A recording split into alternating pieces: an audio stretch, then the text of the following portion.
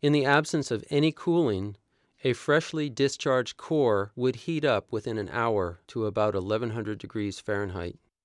The zircaloy cladding would be expected to rupture under the internal pressure from helium and fission product gases, and then at about 1650 degrees Fahrenheit, the cladding would begin to burn in the air.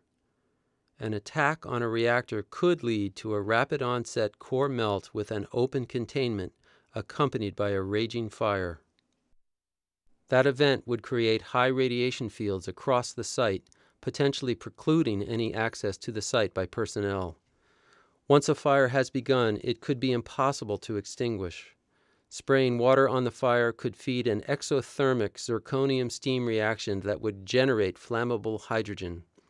High radiation fields could preclude the approach of firefighters. A 1997 study done for the NRC estimated the median consequences of a spent fuel fire at a pressurized water reactor that released between 8 and 80 million curies of cesium-137.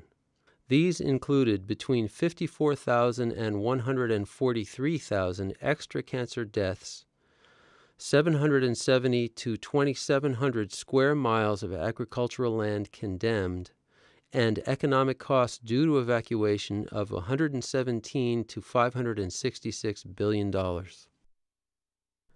The increased cancer incidence would apply at the boundary of the uninhabitable area. At some locations within that area, the dose rate would exceed this threshold by orders of magnitude. 35 million curies represents the January 2003 inventory of fuel in cesium-137 within the Vermont Yankee Pool. 35 million curies would render about 31,000 square miles uninhabitable. The combined area of Vermont, New Hampshire, and Massachusetts is 27,000 square miles. The 300 tons of spent fuel Seabrook had accumulated on site by 2003 contains approximately 26 million curies of cesium-137. If an attack on the Seabrook spent fuel pool caused the release of this material, it could render uninhabitable 23,000 square miles, or a radius of 86 miles. What can concerned citizens do? First, we must demand that the atomic power industry return to a low-density, open-frame layout for their spent fuel pools. This restores the safety component of ambient air cooling, which was originally part of the design basis for all reactors.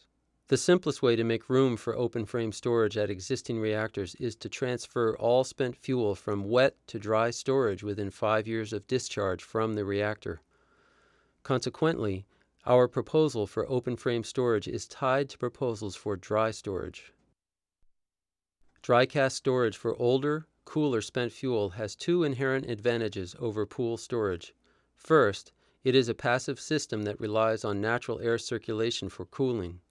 Second, it divides the inventory of that spent fuel among a large number of discrete, robust containers.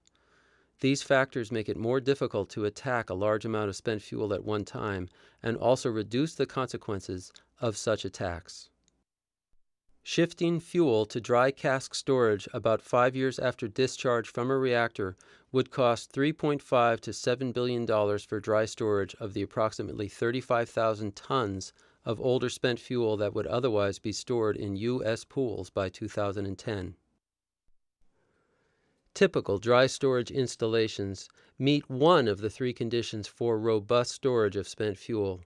They are passively safe because their cooling depends on the natural circulation of ambient air.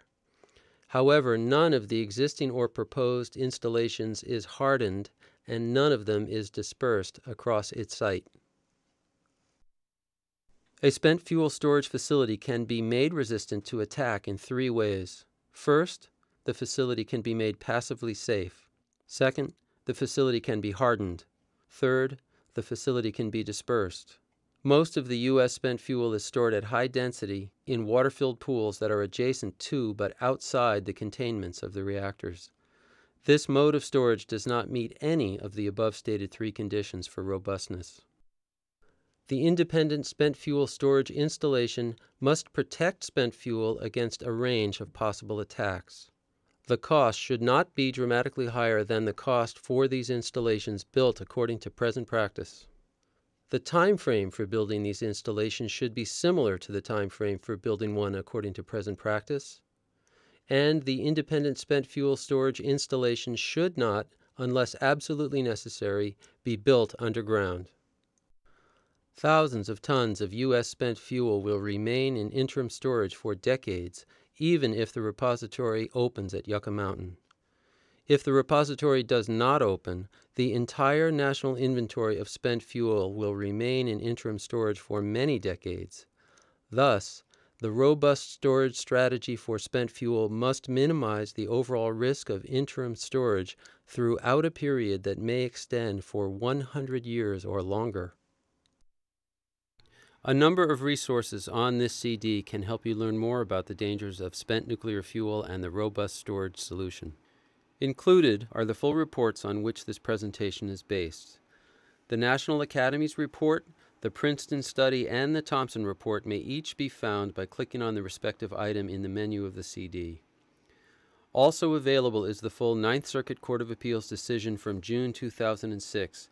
In this decision, the court found that the Nuclear Regulatory Commission must consider the terrorist threat to spent nuclear fuel installations.